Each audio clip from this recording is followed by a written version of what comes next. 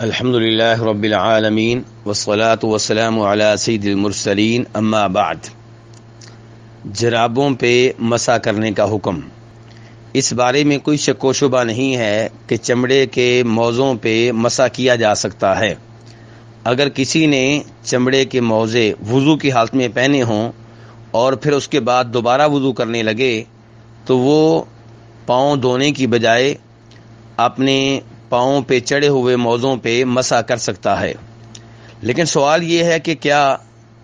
اون کی بنی ہوئی جرابوں پہ بھی مسح کیا جا سکتا ہے؟ تو صحیح بات یہ ہے کہ ان جرابوں پہ بھی مسح کیا جا سکتا ہے، اور یہ چیز نبی علیہ الصلوۃ والسلام کی حدیث سے بھی ثابت ہے، صحابہ کرام سے بھی ثابت ہے، بلکہ صحابہ کرام کا اس پہ اجماع ہے۔ چنانچہ مغیرہ بن شعبہ کہتے ہیں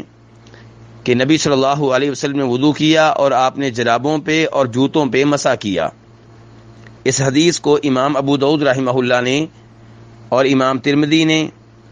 اور امام احمد نے روایت کیا ہے۔ اور جناب ازرق بن قیس کہتے ہیں کہ میں نے جناب انس ابن مالک کو دیکھا کہ وہ وضو کر رہے ہیں اور انہوں نے اون کی جرابوں پہ مسح کیا، تو میں نے کہا اتمسح علیہما، کیا آپ اون کی جرابوں پہ مسح کر رہے ہیں؟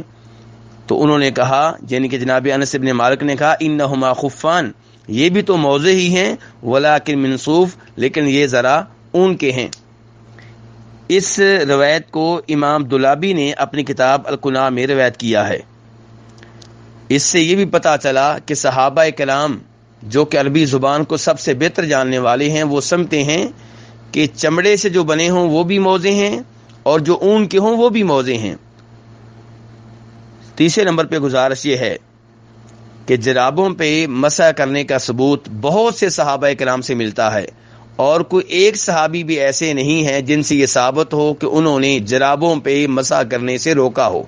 تو اس لحاظ سے یہ صحابہ کرام کا اجماع ہے، تو صحابہ کرام کا موقف اپنا لینا چاہیے، جبکہ وہ حدیث کے خلاف بھی نہیں ہے۔ جن صحابہ کرام سے یہ ثابت ہے ان میں سے ایک ہمارے دوسرے خلیفہ جناب عمر فاروق ہیں، پھر ہمارے چوتھے خلیفہ جناب علی ہیں، عبداللہ بن عمر ہیں، عبداللہ بن مسعود ہیں، جناب انس ابن مالک رضی اللہ تعالیٰ عنہ ہیں۔ اسی لیے امام ابو داؤد رحمہ اللہ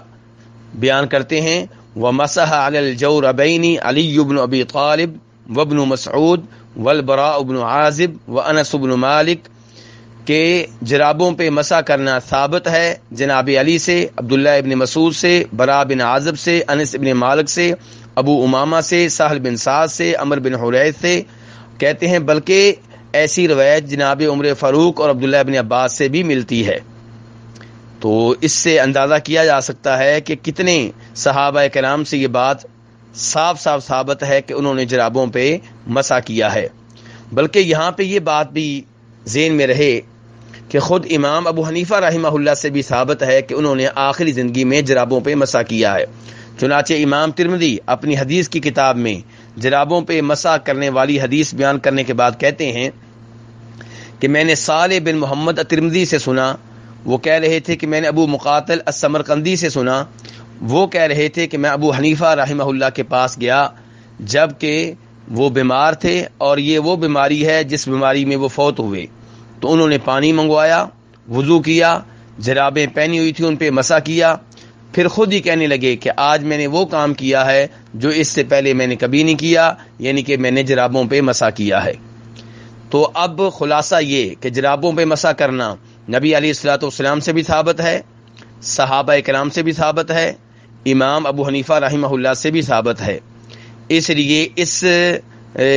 چیز کو اپنا لینا چاہیے، اور اس بارے میں کسی کے ذہن میں جو بھی شک و شبہ ہے اسے ذہن سے نکال دینا چاہیے۔ اللہ تعالیٰ قرآن و حدیث سمجھنے کی اور صحابہ کرام کے طریقہ کار پہ عمل کرنے کی توفیق عنایت فرمائے۔ وصلی اللہ تعالی علی نبیہ محمد وآلہ وصحبہ اجمعین۔